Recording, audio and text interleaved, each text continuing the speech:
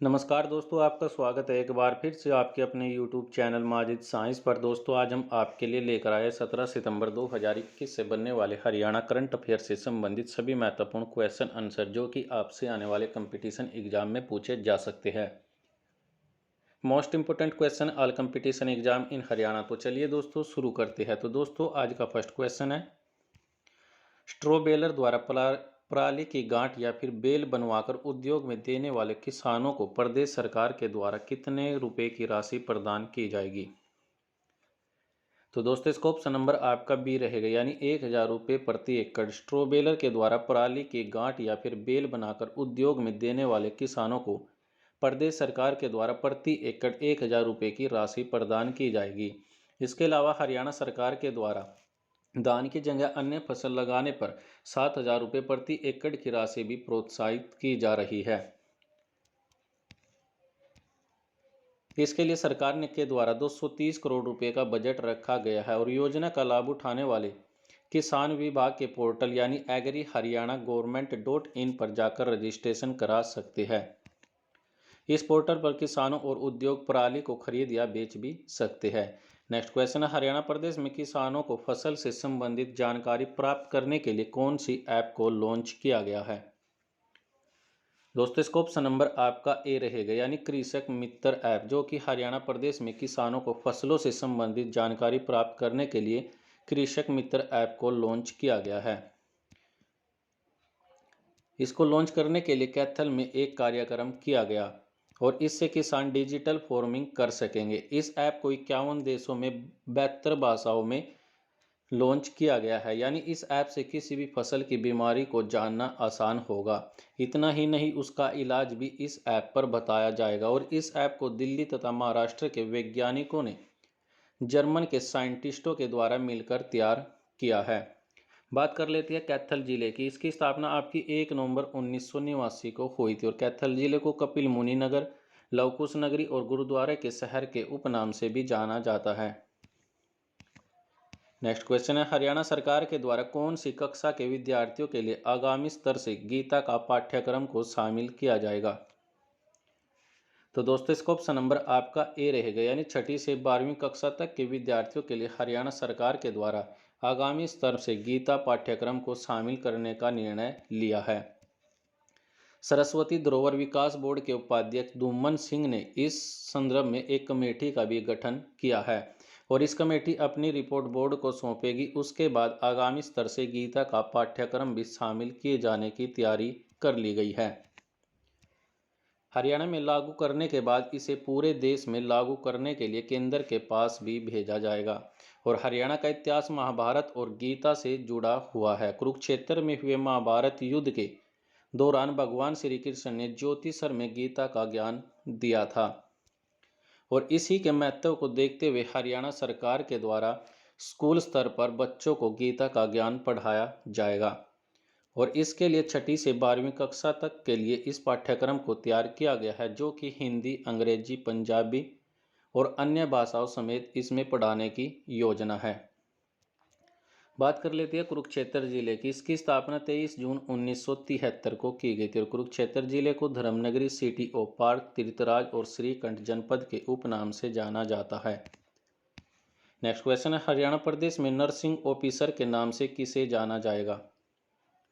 तो दोस्तों, इसका ऑप्शन नंबर आपका डी रहेगा, यानी उपरोक्त सभी को, यानी स्टाफ नर्स को, नर्सिंग सिस्टर को और मैट्रन को, इन तीनों को नर्सिंग ऑफिसर के नाम से जाना जाएगा और इसकी घोषणा हरियाणा के स्वास्थ्य मंत्री अनिल विज के द्वारा की गई है। हरियाणा के स्वास्थ्य मंत्री अनिल विज ने प्रदेश में स्टाफ नर्स, नर्सिंग सिस्टर और मैट्रन के पद नाम को बदल दिया है, यानी अब स्टाफ नर्स की जगह नर्सिंग अफसर के नाम से इन्हें जाना जाएगा। बात कर लेते हैं अनिल विज के बारे में। अनिल विज का निर्वाचन क्षेत्र अंबाला कैंट है और इसके पास कौन से विभाग है यह भी हम जान लेते हैं।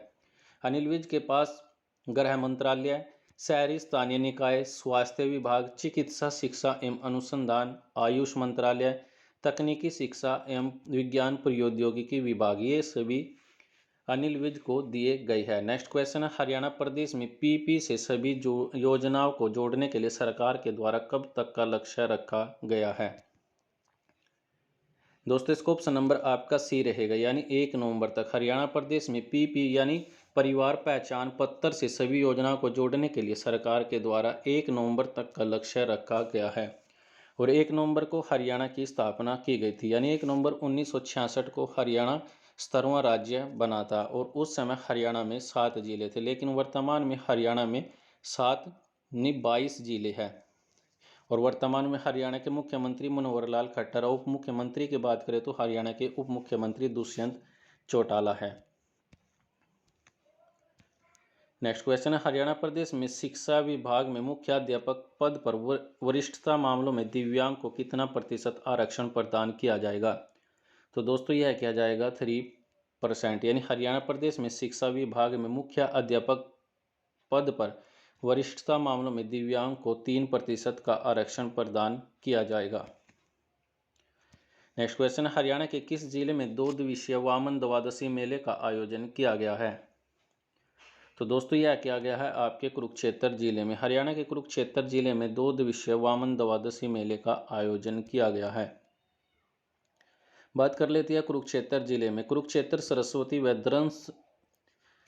दमयंती यानी नदियों के मध्य स्थित है और राजा कुरु के नाम से इस क्षेत्र का नाम कुरुक्षेत्र पड़ा है।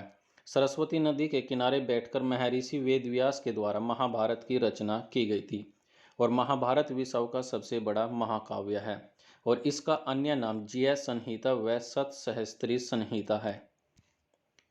वैदिक सभ्यता में रचित ऋग्वेद तथा यजुर्वेद में भी कुरुक्षेत्र के बारे में चर्चा मिलती है और इस क्षेत्र में उपस्थित सरस्वती नदी पवित्र मानी जाती है।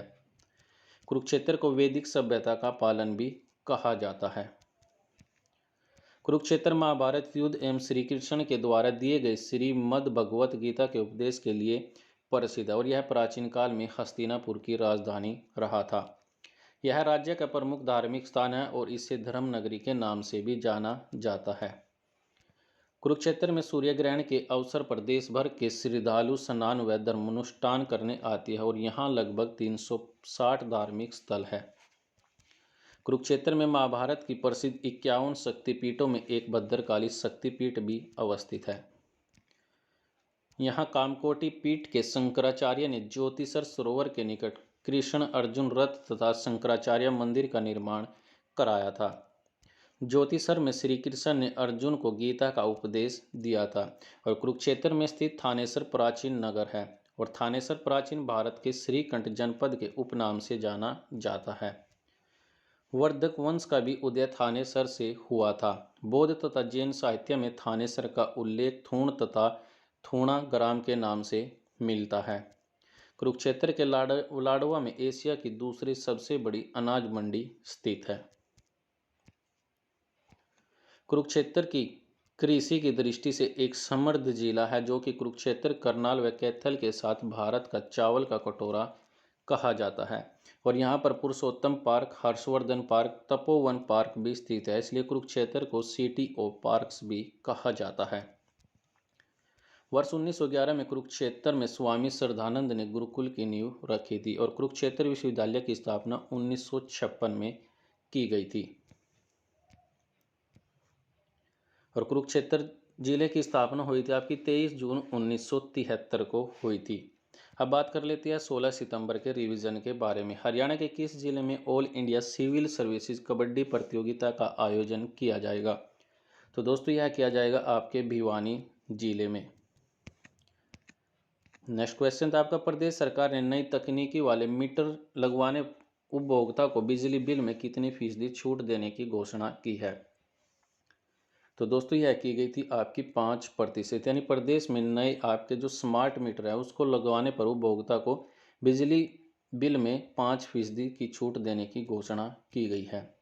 नेक्स्ट क्वेश्चन था आपका, हरियाणा के किस जिले में स्थित केंद्रीय भेड़ प्रजनन फार्म आर्टिफिशियल इंसीमिनेशन तकनीक का प्रयोग बकरियों पर किया गया है? तो दोस्तों यह किया गया आपके हिसार जिले में, जो कि आपकी केंद्रीय भेड़ प्रजनन फार्म आर्टिफिशियल इंसीमिनेशन तकनीक का प्रयोग बकरियों पर किया गया है। नेक्स्ट क्वेश्चन है, पेरू में होने वाली विश्व निशानेबाजी प्रतियोगिता के लिए हरियाणा के किस जिले के 10 निशानेबाजों का चयन हुआ है? तो दोस्तों यह होता आपके फरीदाबाद जिले के। नेक्स्ट क्वेश्चन है, हरियाणा के किस जिले के निवासी अजय कुमार ने दिव्यांग होने के बावजूद सियाचिन ग्लेशियर की ऊंचाई पर पहुंचकर विश्व में कीर्तिमान स्थापित किया है? तो दोस्तों यह किया गया था रेवाड़ी जिले के निवासी अजय कुमार ने दिव्यांग होने के बावजूद सियाचिन ग्लेशियर की ऊंचाई पर पहुंचकर विश्व कीर्तिमान स्थापित किया है। नेक्स्ट क्वेश्चन है, हरियाणा प्रदेश में फरीदाबाद में होने वाले सूरजकुंड अंतर्राष्ट्रीय शिल्प मेला 2023 का पार्टनर देश बनने के लिए किसे आमंत्रित किया गया है? तो दोस्तों यह किया गया है पोलैंड देश को। नेक्स्ट क्वेश्चन है, कौन सा हाईवे देश का पहला इलेक्ट्रिक वाहन हाईवे बन गया है? तो दोस्तों यह बन गया है आपका चंडीगढ़ यानी दिल्ली हाईवे, जो कि आपका देश का पहला इलेक्ट्रिक वाहन हाईवे बन गया है। और आज का इस वीडियो का लास्ट क्वेश्चन है, हरियाणा लोक सेवा आयोग कहाँ पर स्थित है? दोस्तों कमेंट करके ज़रूर बताना कि हरियाणा लोक सेवा आयोग का मुख्य यानी आयोग आपका कहाँ पर स्थित है। हमारे पास 4 ऑप्शन है, सोनीपत, पानीपत, गुरुग्राम या पंचकुला। फिलहाल के लिए दोस्तों आज के लिए इस वीडियो में इतना ही। वीडियो अच्छी लगी तो वीडियो को लाइक कीजिए, कमेंट कीजिए, शेयर कीजिए और सब्सक्राइब कीजिए माजिद साइंस को। वीडियो देखने के लिए आप सभी लोगों का धन्यवाद।